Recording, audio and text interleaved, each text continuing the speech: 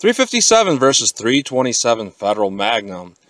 And today what I have is the American Eagle jacketed soft point ammunition. Now the whole point of this video, for the most part, is to try to find a nice .327 Federal Magnum load for that LCR. So what I chose was the 85 grain jacketed soft point. The .357 Magnum is a 158 grain jacketed soft point, so not exactly a fair test. However, I can't find a 125 grain jacketed soft point loaded by Federal. So in the future, I probably will test the 100 grain as well. But today I want to test the 85 grain versus the 158 grain jacketed soft point. So we're going to go through the chronograph, see what kind of velocity and accuracy we get at the same time. Then when I mention the scale of my target, sometimes people question some of the accuracy. However, I put my glove there to show it's a miniaturized scale. And I do shoot from 5 yards. So I'm close enough to get good accuracy without hitting my chronograph, but far enough away that smoke and flash won't affect the readings.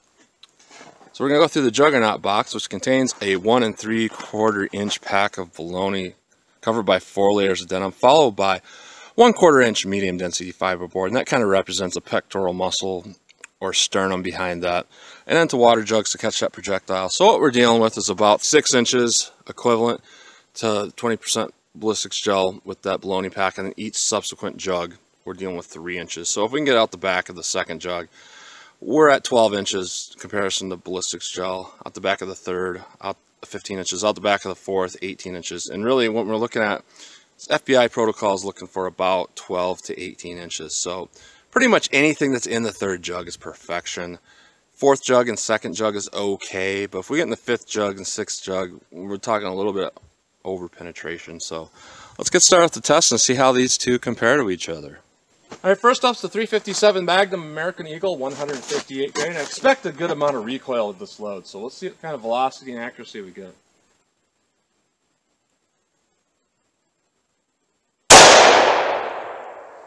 And I pulled that shot up. The thing I've noticed with this Taurus in my hands is that when I get back to the back of the trigger pull, the skin in my finger will actually go behind the trigger guard, prevent the trigger from pulling all the way. The LCR is not quite like that, so I'm not even sure where I hit. But I'm going to keep going with this. I'll have to change my finger position a little bit, which might affect my accuracy here. 1159, jeez. Got a lot of recoil. 1120. 1100. 1063. I'm going to put another round in, keep going with this.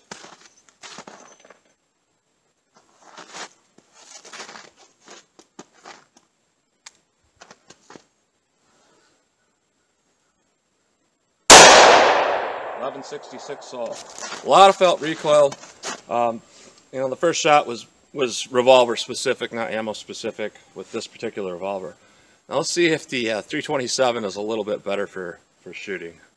LCR .327, much better trigger. Just everything about it's a little bit better than that Taurus. And we'll see how this load feels in this gun. 1203. 1215. No read. No read again. 1127. 1199. I'll run a couple more rounds to this.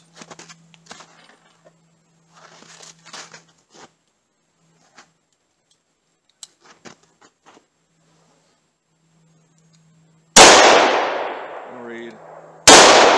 1202. So we got a good amount of velocity readings there. Point of impact's a little bit to the left and high from where I was aiming, but the recoil is night and day with this. This is about like a high-end 38 Special Plus P.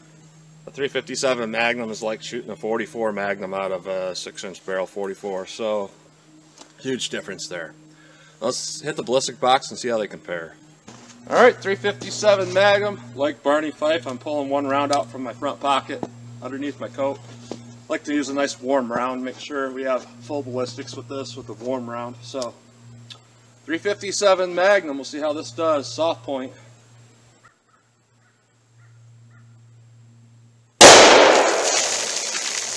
Alright, that first jug is absolutely destroyed. And the baloney pack took on a lot of damage. This is much closer to what we would expect with a hollow point.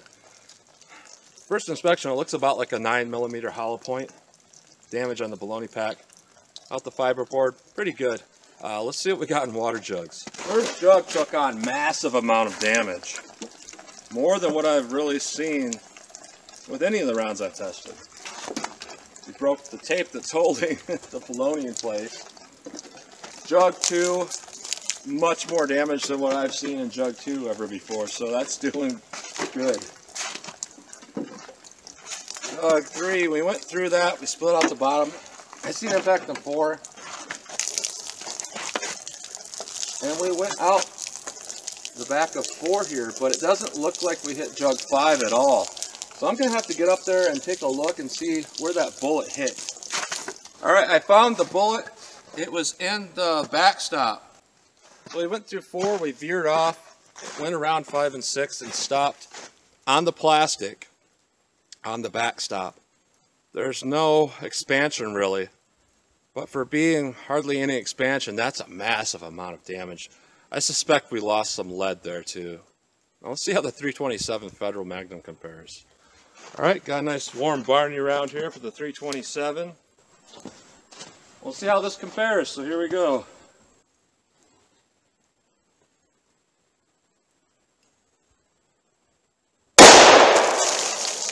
Alright. Not nearly as much damage to the baloney pack. So that looks about like a non-expanding hollow point. Not too impressive with that. Let's see what we got in water jugs. Alright, first jug has a lot less damage than the 357 Magnum. We did split it, so we're still working with a good amount of energy there. Jug 2 is completely empty, so that hit with a good amount of force. Impact on jug 3, right through it, and I can see the bullet in jug 4 right now. There is an impact, a crack on jug 5, so it's leaking, so that does indicate 18 to 19 inches of penetration, and we did not get any type of expansion with this round. So my overall thought on this ammunition is the 357 Magnum is an excellent round, even out of a snub nose revolver, except you're dealing with a lot of recoil. The 327 Federal Magnum soft point, a lot easier to shoot, much easier to shoot. So probably a little bit better carry load, however, you know it's not going to do a whole lot. It penetrated less than, let's say, a full metal jacket would, and it did okay. But 357 Magnum's just a little bit better of a round. Now one more test, I have my steel tank out there at 50 yards. I'm going to shoot that because I got a lot of these rounds and see how the accuracy is at that range. Alright, from my stand here, I have it marked out, it is 50 yards to that stuff. I had some people tell me I'm only 30 feet away. No, it's 150 feet where I'm going to be shooting. So let's see what I can do. Alright, I got my steel tank, couple of gallon water jugs. You can barely see those jugs. I'm going to do single action with the 357, see if I can hit that metal tank first. Really try to focus today, see if I can hit anything.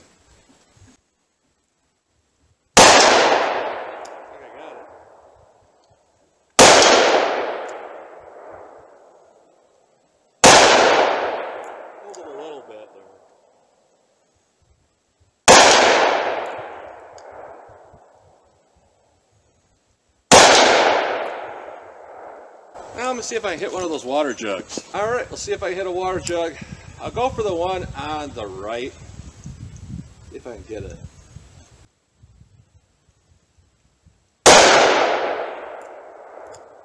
Not sure what I hit there. I'm hitting right in front of it.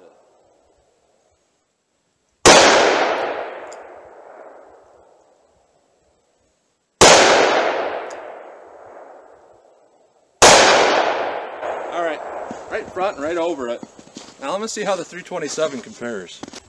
Alright, we'll see how this does against the steel tank there. See if I can get it. Let's hold right on it.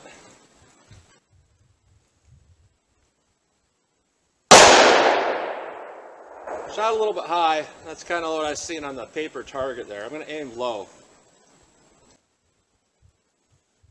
Still high. Alright, I'm going to aim about 2 feet in front of the target at the bottom of it.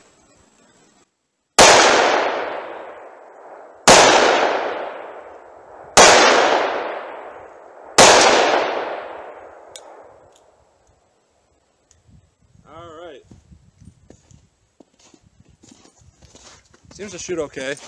I'm going to shoot a few rounds at the steel tank, make sure my point of aim is okay, and then I'll go for the water jugs.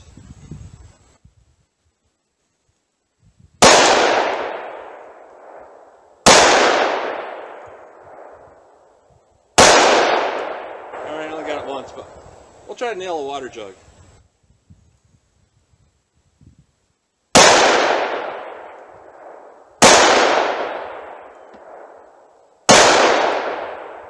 I can't tell if I'm hitting. I think I might have.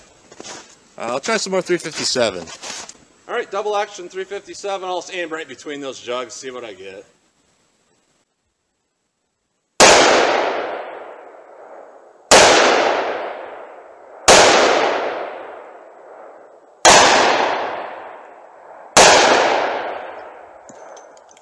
And it's really hard to focus with this. One more with the 327. Alright. Try to hit those water jugs. Yeah,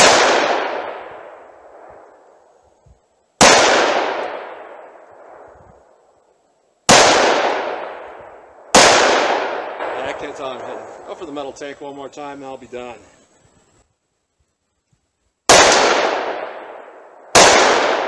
Alright. Wasn't trying my hardest, but overall, pretty good ammunition. Kind of hard to say how these ammunitions rank compared to the one to the other. I would give them both about a 7 out of 10. They both have different attributes. They're really not comparable at all. The 327, this is about in the recoil range of a 9mm. And that 357 is a 357, no doubt about that. Plenty of power, but it's really kind of hard to focus on what you're hitting at long range. That's where the 327 is a lot easier. And as you saw, my target pulled a shot. It's really hard to control that round. This round, though, controls really well. So I would say in a pinch, I would probably carry this 327 round, but I would not carry that 357 Magnum round unless I was going somewhere where there's dangerous game, something like that. So that's what you get today with a soft point 327 versus 357 Magnum. And as always, comment, share, like, and thanks for watching.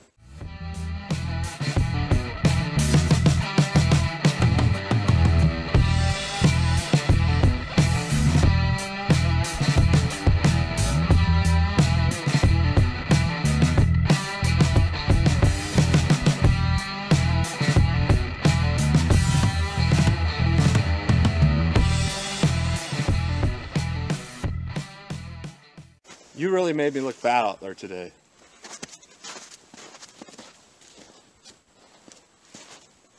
And no, I don't forgive you.